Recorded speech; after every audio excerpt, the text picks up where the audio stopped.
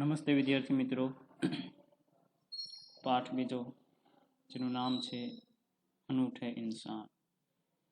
इस इकाई में दो प्रसंग हैं। प्रथम प्रसंग फ्रांस के महान शासक नेपोलियन बोनापार्ट के बचपन पर आधारित है, जो हमें सत्य एवं प्रामाणिकता की राह पर चलने की प्रेरणा देता है। जबकि दूसरे प्रसंग में केरल की देशभक्त लड़की कौमुदी के सच्चे दान का निरूपण है। इस पाठ में दो प्रसंग हैं। एक प्रसंग महान शासक नेपोलियन बोनापार्ट,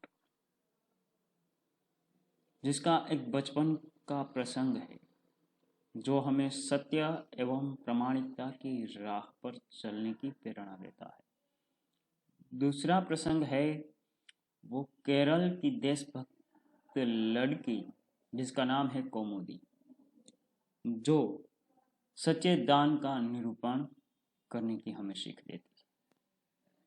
तो इस इकाई में हम देखते हैं कि कैसा था नेपोलियन। नेपोलियन जब छोटा लड़का था तभी से वह सत्यवादी था। छोटा लड़का था तभी से वो सत्य ही बोलता था। एक दिन वह अपनी बहन इलाइजा के साथ आंखम चोली खेल रहा था। एक दिन नेपोलियन अपनी बहन, जिसका नाम है इलाइजा, उसके साथ आंखम चोली खेल रहा था। इलाइजा छिपी थी और नेपोलियन उसे ढूंढने के लिए इधर उधर दौड़ रहा था। अचानक वह एक लड़की से जा टकराया।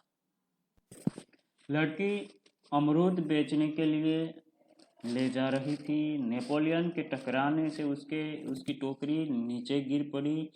कीचड़ होने के कारण उसके सारे अमरूद खराब हो गए। वो रोती हुई कहने लगी, अब माँ को मैं क्या जवाब दूंगी। तो इस तरह नेपोलियन और उसकी बहन इलाइजा आंखम चोली खेल रहे थे। नेपोलियन अपनी बहन इलाइजा को ढूंढने के लिए इधर उधर दौड़ रहा था। अचानक वह एक लड़की से जा टकराया।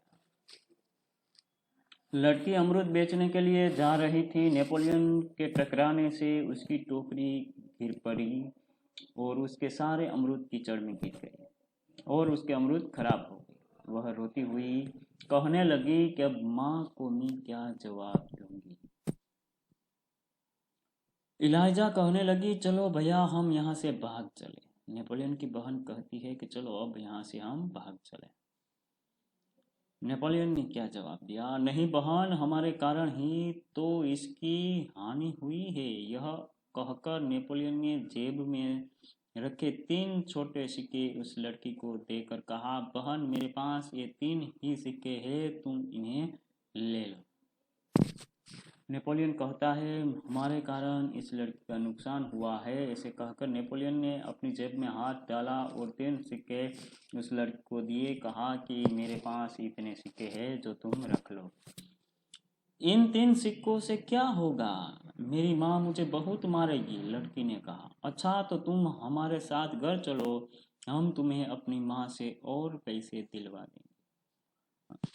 लड़की ने कहा, इन सिक्कों से क्या होगी, मेरी माँ मुझे बहुत डांटेगी, मारेगी। नेपोलियन ने कहा, ठीक है कोई बात नहीं, तुम हमारे साथ हमारे घर चलो, माँ से मैं तुम्हें और पैसे दिलवा दूंगा। इस पर इलाइजा ने नेपोलियन से कहा, भैया इसे घर ले चलोगे तो माँ नाराज होगी। नेपोलियन की बहन कहती है कि भैया तुम इसे घर ले चलोगे तो माँ हमें डांटेगी। नेपोलियन नहीं माना। उसने कहा वह उस लड़की को अपने साथ घर ले गया। माँ को घटना की जानकारी देकर वह बोला, माँ आप मुझे जो जेब खर्च देती हैं उसमें से इस लड़की को पैसे दे दीजिए। तो जो जेब खर्ची के लिए मुझे पैसे दे रहे हो वो उस रुपये में से इस लड़की का जो नुकसान हुआ इस लड़की को रुपये दे दीजिए। ठीक है मैं तुम्हारी सच्चाई से खुश हूँ, मगर याद रखना अब तुम्हें 1 महीने तक जेब खर्च के लिए कुछ भी नहीं मिलेगा। माँ ने कहा ठीक है, तुम्हारी ये सच्चाई के लिए मैं खुश हूँ, लेकिन तुम्हें 1 महीने तक जेब खर्च के लिए 1 रुपया भी नहीं मिलेगा। ठीक है माँ, नेपोलियन ने हंसते हुए कहा। नेपोलियन ने कहा कोई बात नहीं। माँ ने उस लड़की को 2 बड़े सिक्के दिए। वह खुशी खुशी घर लौट गई। नेपोलियन को धक्का देने की सजा तो मिली, परंतु सत्य के पथ पर चलने के कारण उसे यह सजा भुगतने में अद्भुत आनंद आया। नेपोलियन से उस लड़की को धक्का लगा, उसकी सजा नेपोलियन को मिली, लेकिन सत्य की राह पर चलने के कारण नेपोलियन को अद्भुत आनंद हुआ। विद्यार्थी मित्रों, वास्तव में नेपोलियन सच्चाई के पथ पर चलने वाला इंसान था। बचपन से ही उसे खुद पर दृढ़ विश्वास था और दृढ़ इच्छा शक्ति थी। दृढ़ विश्वास था और उसे दृढ़ इच्छा शक्ति थी। जो वो तय कर लेता था उस पर वो डटे रहता था। ऐसे थे नेपोलियन। अब दूसरा पार्ट इस इकाई का देखते हैं, सच्चा दान। मालबार यानी कि केरल की बात है। केरल में एक गांव है मालबार। वहां बडगरा नाम के एक गांव में सभा का आयोजन किया गया। मालबार यानी कि केरल में एक गांव है बडगरा गांव, जहां सभा का आयोजन किया गया था। गांधी जी ने अपने भाषण में सभा में उपस्थित सभी बहनों से जेवरों की भीख मांगी। बहुत सी वस्तुएं भेंट में मिली। सभा में जो बहनें उपस्थित थी उनसे गांधी जी ने जेवरों की भीख मांगी। अपना भाषण समाप्त करके गांधी जी उनको नीलाम करने लगे। जो भेंट में आई थी चीजें वो गांधी जी उसे नीलाम कर रहे थे, बेच रहे थे। जिसका योग्य दाम मिले उसे वो जेवर दे देते थे और इस तरह वो देश के लिए रुपये इकट्ठे कर रहे थे। जब भारत देश आज़ाद हुआ तब उसकी बात। उसी समय कौमुदी नाम की 16 वर्ष की एक कन्या धीरे से मंच पर चढ़ आई। गांधी जी के पास एक 16 साल की लड़की मंच पर आती है। उसने एक हाथ की सोने की चूड़ी उतारी और उसे गांधी जी को देते हुए बोली, क्या आप मुझे अपने हस्ताक्षर देंगे? आपका ऑटोग्राफ मुझे देंगे? ऐसा गांधी जी से उस लड़की ने कहा सोने की चूड़ी देकर। गांधी जी हस्ताक्षर कर रहे थे कि उसने दूसरे हाथ की चूड़ी भी उतार दी।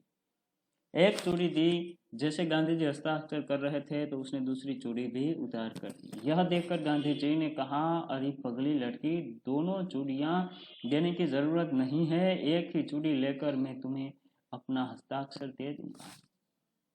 कहते हैं गांधी जी कि दोनों चूड़ियां देने की जरूरत नहीं है, मैं एक ही चूड़ी देकर तुम्हें हस्ताक्षर दे दूंगा, ऑटोग्राफ दे दूंगा।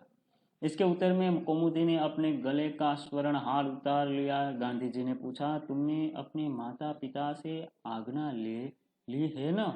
गांधी जी पूछते हैं, कहते हैं कि तुमने अपने माता पिता को पूछा है? तुम अपने सारे जवेर मुझे दे रहे हो। बिना कोई उत्तर दिए उसने कानों में से रत्न जड़ित बूंदे भी निकाल ली। गांधी जी ने पूछा, तुमने इन आभूषणों को देने के लिए अपने माता पिता से आज्ञा ले ली है ना? फिर से गांधी जी, ये सारे जेवर दे रहे हैं, अपने माता पिता से तुमने पूछा है? कौमुदी कुछ उत्तर देती इससे पहले ही किसी ने कहा, इसके पिता तो यही है ना, मान पत्रों की नीलामी में वही तो बोली लगाकर आपकी मदद कर रहे हैं। जिसको भी मान पत्र मिला है, इनाम मिला है, वो इनाम मान पत्र वो नीलाम कर रहे हैं। कहते हैं यही इसके पिता है जो आपकी मदद करते हैं। अब गांधी जी ने कौमुदी से कहा, तुम्हें यह तो मालूम होगा कि ये गहने दे देने के बाद तुम फिर नए गहने नहीं बनवा सको। गांधी जी समझाते हैं कि तुम ये गहने मुझे दे दोगे तो फिर से तुम नए गहने नहीं बनवा सकोगे।